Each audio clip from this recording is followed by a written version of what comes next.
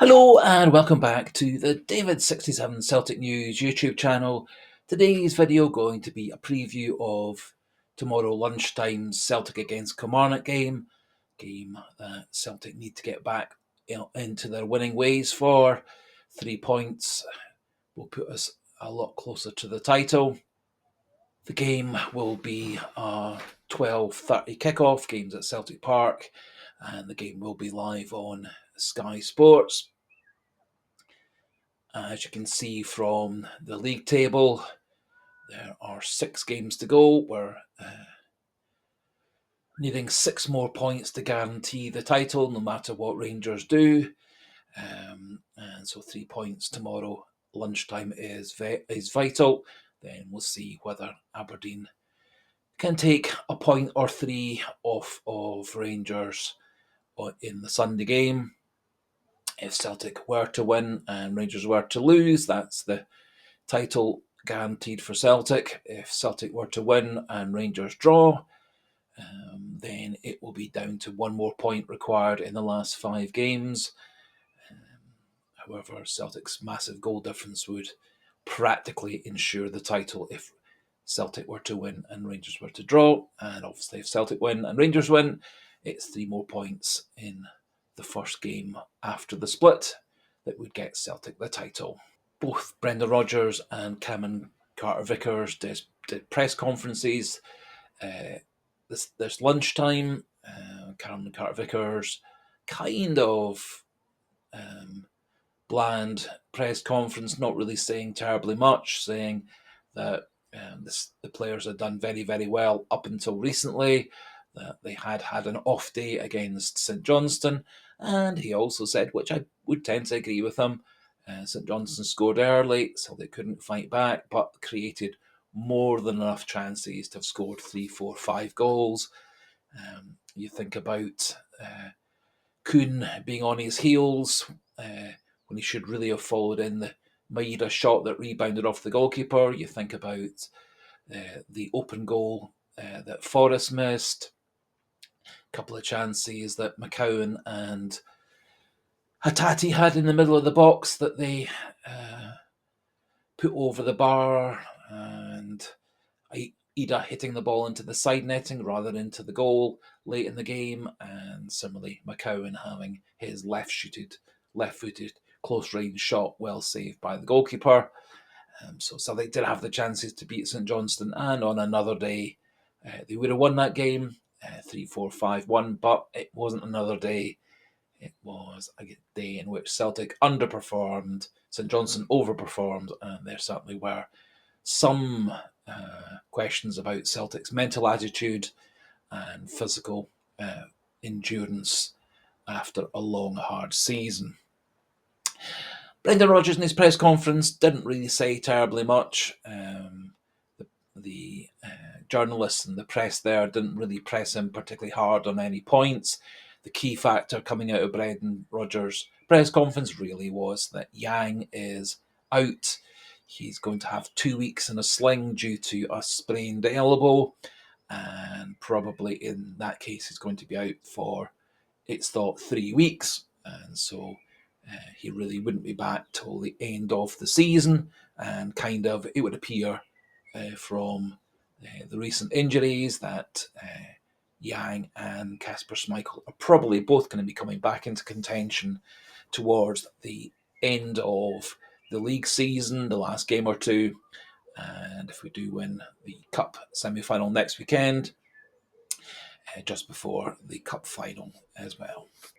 Brendan Rodgers fairly non-committal otherwise in terms of how things had gone in training, how things had gone in terms of G'ing the players up and getting their minds focused again. But I am very certain that behind the scenes, players like Carl McGregor, Kasper Schmeichel, Alistair Johnston, Greg Taylor, and hopefully Cameron Carter-Vickers have been getting in the players' ears, getting in the translators and interpreters' ears as well, to get all the players back on the same page and all back on message and get them all mentally and physically 100% for tomorrow's game. I'm pretty sure that Brendan Rodgers will make a few changes for tomorrow's game. I think we do need to get a bit more energy into midfield, and I think we do need to look at giving Nicholas Kuhn time on the bench. However, I do think that Rodgers will persist with what he considers is Celtic's best back four, and I would tend to agree with him that when all fit and on form and on focus, these are Celtic's four best defenders. So my team for Kilmarnock tomorrow lunchtime, 12:30, Sinisalo in goals, Alistair Johnston right back, Cameron Carter-Vickers and Austin Trusty as the two centre-backs, with Jeffrey Sloop again at left back. Cal McGregor as the deeper midfield role, with Paulo Bernardo and Luke McCown in front of him. Because Yang is unfit, we're going to have Maeda on the right and Jota on the left, and Ida through the middle. What I also would like to see is Maeda and Jota swapping wings from time to time, as I think both of them are equally capable going up and down both the left wing and the right wing. And having Maeda on one side or the other does also allow the fullbacks on that side to be a bit more attacking and overlap more. Whilst if Jota's on that side, maybe that fullback tending to stay a bit more deeper, more in midfield or in defence rather than pushing into the final third. I do see Adam Ida starting. I thought he came on against St Johnstone and showed quite a lot of enthusiasm and energy. The problem often being that Ida was chasing the ball into particularly the right corner of the attacking zone, but no one was getting into the box other than James Forrest to put the ball away, and James Forrest's finishing skills let him down on a couple of occasions. Just going to go through one or two wee stats of Celtic against Kilmarnock past meetings and the form guide regarding both teams as they go into tomorrow afternoon's game. In the last 10 Celtic Kilmarnock games, Celtic have 7 wins, 2 defeats and 1 draw. Looking at the last 18 league matches, Celtic 15 wins, 2 draws and just 1 defeat. That was the December 23 defeat on that miserable, cold, windy away game. Celtic, as you would expect, have an excellent record against Kilmarnock in all competitions all time. Celtic have played Kilmarnock 110 times, 81 wins, 19 draws, and just 10 defeats. And Celtic have an especially good record against Kilmarnock at Celtic Park. Kilmarnock actually have the worst away record of any team in the Scottish Premiership.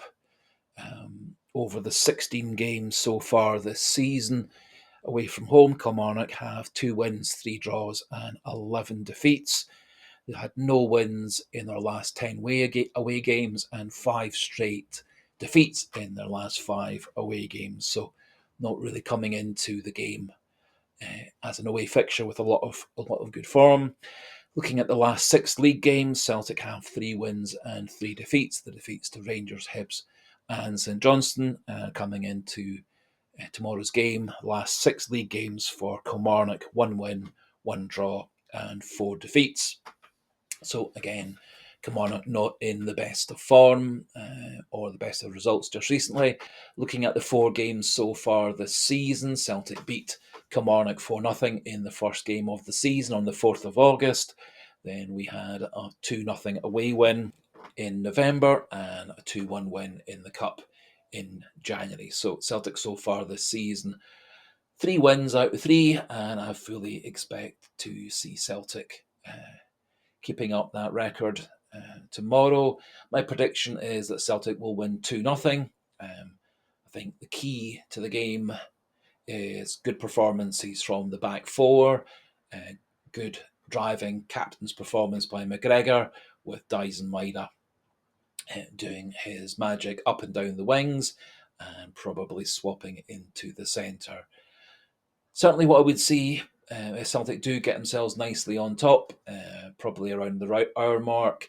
Um, 2 out of the 3 midfielders coming off, with Arnie Engels and Rio Hatate coming on, and similarly, again around about the 60, 70 minute mark, I could see Adam, Ida, and Jota being withdrawn, Maeda put into the middle, with Forrest coming on and Kuhn coming on as the 2 wide players. What we certainly need to do, I think, is make a good start. Don't give away an early goal, because when we gave away early goals to Rangers, Hibs, and St Johnstone in all 3 games, it ended up as a defeat one way or another. So I think Celtic need to come out on top, get early dominance, however, guard against any surprise early goals, and then put more and more pressure onto Kilmarnock, trying to get the ball out wide, trying to get the fullbacks overlapping, trying to get the midfielders in and around the box to support Ida or Maeda, whoever is chosen as being the central striker for tomorrow's game. Other than the injury to Yang, there doesn't appear to be any other major news coming out of Celtic. There was no indication that Kasper Schmeichel's coming back any earlier than was expected. And Rodgers was suggesting 2 to 3 weeks for Yang being out.